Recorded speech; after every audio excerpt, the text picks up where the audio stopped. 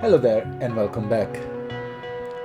Today we talk about modular and how this entire ecosystem of small beautiful module can be as easy or as difficult as you want. So my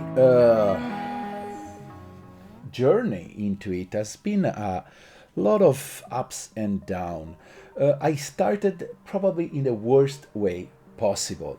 Back in the day in New York, I was living next door to one of the most famous modular eurorack shop in New York, Control Mod, and there was people there that was super proficient and good with that. So I fall in love with the idea of buying a lot of these things, and my error was to look and completely trust some of the people there and buy things that didn't really ever click with my way of doing music. In fact, after starting, like after a few months, I bought an entire system from Make Noise, the shared system, which is an amazing system, but definitely nothing that I would recommend to somebody that start into this field. After that, I sold it. I was like, okay, modular, I don't understand it. It's pointless, too many cable. And then the entry gate was, after a few months, the Moog Mother 32. That small thing really teach me a lot about synthesis and let me understood that yes, eurorack modular can be simple. You just need, with experience, to learn what you really need, what you really want from it, and try to stick with that. So in this video, I will tell you about my latest system, which is a lot of fun, which I love it a lot, and tell you some of my, I found that 4 reasoning why I like modular, why it can be super simple. So first, let's talk about why modular, why you should jump on it or why I jumped on it. I think the allure that the modular, the way modular really stick with my mind and fascinated me was, of course, the fact that you can create your personal own synth. You can customize it. You can have, in a case, something that it's personal to you. And this, of course, is a blessing and a cursing, because at this point, the market, the available modular are so many that you can really have option paralysis and get lost on the possibilities. But that definitely, since I was a kid, I always loved the fact that you have a toy and you can modify it. In fact, back in the day, the first things that was similar to that was the Mini 4 WD, that little car that you can put different parts and make your own. Then I start playing Magic the Gathering card game, and you can customize your deck, to realize that then I love the idea of having something that is you, and you make it personal and you customize it. But of course, it's dangerous because you never hand wanting things. So, of course, my first error was that, buying as many modules as you can. That, to me, is the death of any creativity. When you have tons of modules, tons of synth, tons of toys, because that's what they are in the end, you end up not giving to any of it the value that they deserve. You don't have time to learn it, you don't have time to appreciate them, and you just get lost. So my first error was buying too many things. And then I sold everything, and then I buy it again. You know, probably the struggle. The reality of it is that you don't need probably 90% of the module that you buy. I realized that for my kind of music, for what I like to do with synths, with instrument, I just need few things. And that for example, is why I love full voices. I just got an Atlantis after years that I was lasting And I have to say, this thing is great. It's a 101 in a small box. It sounds almost exactly as a 101, which I have it, which is huge. And this is something that I can put in a case, have the same control, the same sound, some more patching possibility. And yes, it's not as complex as having your own oscillator, ADSR, VCA, LFO, filter, but I hate to have to patch all of those things to have a simple voice. So having these, it's enough for me. And what do I need? I need a synth voice, I need effects, I need a sequencer, and that's it. So in this system that you see now, let's go through this patch so you listen. I have everything I need to do a performance, and I can perform a lot because first I have a sequencer. So I usually use the Oxy, but sometimes I want to just go with one case and have everything. I connect the power, and I also have this case that is pretty cool. It's a 6 sector Sieben. It just go out with a power cable, that's it. So I can connect and play. I have a sequencer, I have a time management tool that is the Pamela new workout. I also have the Pro, but I have the Pro on another case. I have a row of utilities, which in this case is a mult. It's the noise tools that I'm not using right now, the endorphin running order, which is a great gate tool that I super fun to use, and the cockpit that is my 4 stereo channel mixer. I have 2 voices, 3 if I want, the Atlantis, the Ring, and Just Friend that in this case I'm using as a shape. I mostly use it as a shape, but it's also a great oscillator. And then I have 3 effects, the Godfather, the Beats, and the Data Bender. Now, a lot of people when saw me putting the Godfather in a case was like, are you crazy? Why you want to sacrifice this space for the Godfather? Because it's big, you use it separately. And the idea here is like I have everything without in one case. And the Godfather is becoming one of my favorite tools, not only because it does great reverb and delay, but also because it has filtering, it has a saturator, it has like the volume thing, it has the compressor. So it's a summing unit, and it's great, it just sounds great. And with the, I said it many times, but I love playing with these things. Then I have Beats that it had that weird granular whatever things that it does that have it's a separate channel, and at the end of the chain I have the Data Bender, which had that weird textures, and I like to play it with my hand. There's not a lot of modulation, there's not even an LFO, which I have it in the Pamela. I can do it with the Usta, and maybe I can add it, I don't know, but right now I'm fine as is. Let's listen to the patch. So we go through that, and then I give you my 4 reasoning of why modular can be a simple thing. So first things,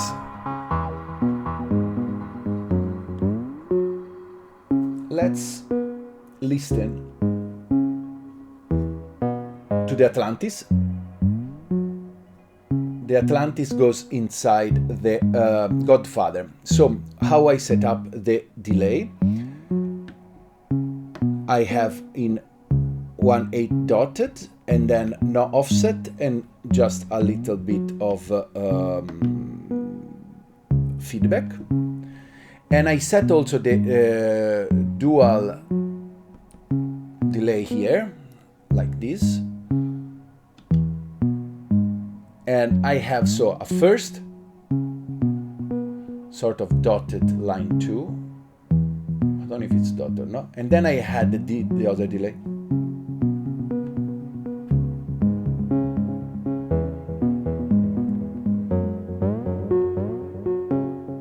I have some reverb from outside chain. We can turn it off completely.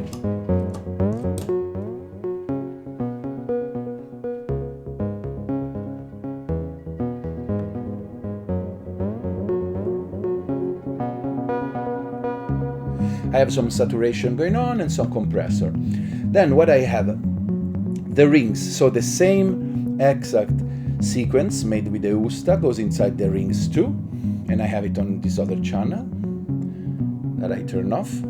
Now I turn it on.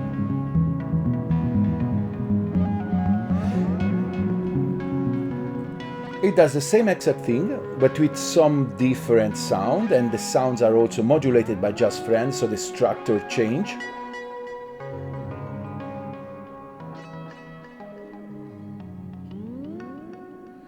So I can mix these two things.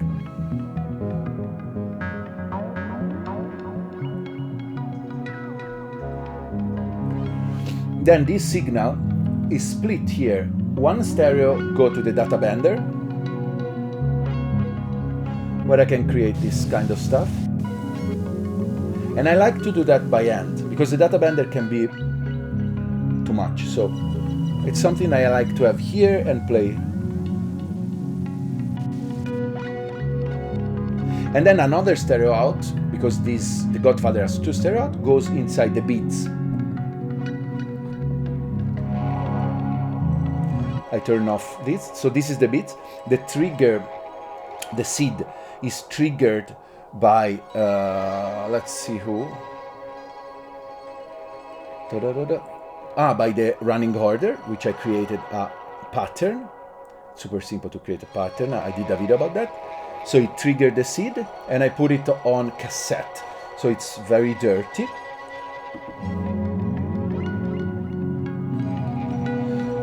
So from a very simple sequence, here we have a very beautiful, interesting patch. And for the way of playing that I have, I enjoy to play with my hands. So the basic of this system is having everything that I can modify by hand. I don't like modulation, I don't like complex modulation. So this is how I do it. So let me give you my 4 wise secrets about eurorack. So first, number 1, modular is you. You create your system. Again, this is a blessing and a curse. Why? Because if you know what you want, then you'll be happy. All of the friends that I have that use modular successfully, they have extremely simple system tailored to their needings. So you need to learn from others, of course, from the amount of video, but you shouldn't ever compare to others, because if you start buying what other people have, you'll be in trouble. I did that, and I keep doing that, and I learn little by little that the more complex I go and the more I try to emulate other artists. Say I see something from Richard Devine and I want to do that, I'll go nuts, I'll go crazy. Instead, I try to understand what is me. Me is simple voices and a lot of cool effects. That's why this system works for me. So the moment you figure it out, what are you, what is your music, what is your way to play music, this will be easier. So I say always try to try things and get what feels good to you. You will right away know when a module feels good. I had amazing module that I never clicked with, and since day one I had difficulty in find comfortable with it. Don't buy those. There's something that it will maybe feel stupidly easy to you, like the Atlantis for me, super easy to use. Get that, because you will be proficient with that, you will love it, you will use it a lot. That's at least, it's the advice I give myself. I noticed that a lot of system of professional are super simple. Take Caterina Barbieri one. 2 voices, 1 complex oscillator and 1 harmonic oscillator, and few one ADSR from what's the name? Anyway, an ADSR, an LFO, Echophone, super simple thing, And with that, she makes amazing things and is tailored to her needings. So you don't need thousands of modules, you don't need complex things. You might just need something simple like as a Mother 32, an Atlantis, and a sequencer, and you are good to go. Let me get to point 2. I treat Modular right now as I treat my plugins. So I might have my main, the staple things. In this case right now it's Atlantis, before could have been another oscillator. I have my sequencer, Oxy, Usta, T1, Octatrack. And then I see all of these other modules as plugins. Like my computer, I plug what I need for that particular shows, that particular sound, that particular system. So you select your plugins, you select your VST, and that's it. You plug it and use it when it's needed. In this case, having a collection is great because you can take that, but sometime again, the reality is that you end up using always the same 3 things. So you need a plugin for your reverb, for your delay, for your weird effects, oscillator, sequencer. Select that and then stick with that. The other things that I like to think is like the case in this case is like a scene on my Ableton. It's something that I create for maybe a show. I'm changing some music. And it's very convenient to have everything in one case, right? I really enjoy that idea. So convenience, use and think about convenience. If plugins are convenient to you, so make these your plugin convenience as the same. All right. The third point, I think that complexity in music is just made by the sum of simple things. Or at least that's how I work. Let's listen, for example, to this sound now. Would I be able to create this on a computer? No, I wouldn't have no clue, but by now I know how to make it with one oscillator, one voice, few effects. So,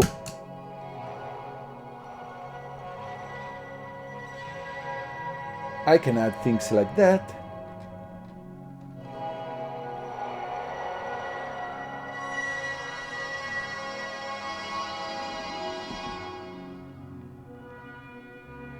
And all the complexity that you want in life,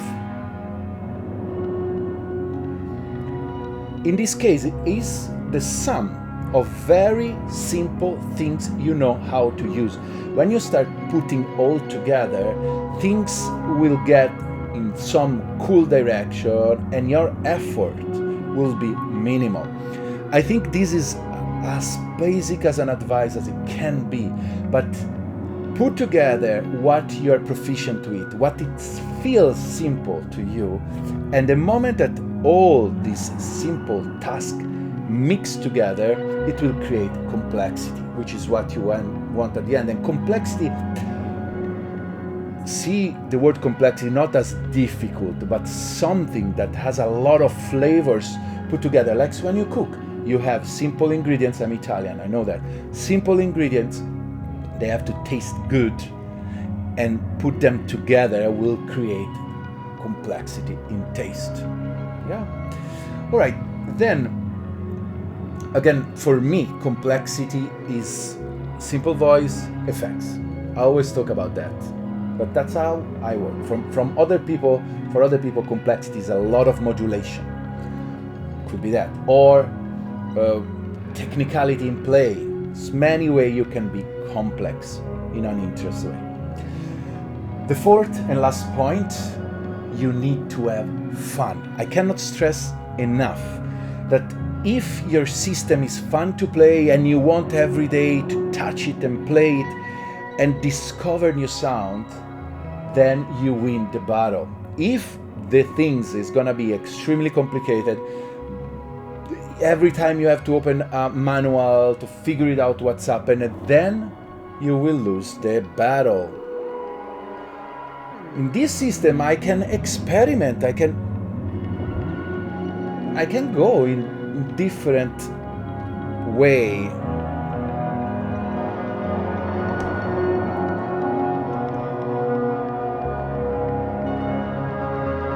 I can create different things, and then at the end I can have my SP404 and sample it and get very cool sample. For example, now we are already in a different things. I didn't change the sequencer, but I could. It's very simple for me to change that. And I can go in experimental way, I can perform, I can change, and offer to my audience complexity of sound, of texture, that it's pretty cool. Alright, I want to keep this video shorter, 30 minutes, yeah, that's fine. My advice, I told you, go simple, start with something simple, learn it, and expand only when you know what you want. Okay, hope this was interesting, and I'll see you next week. Ciao.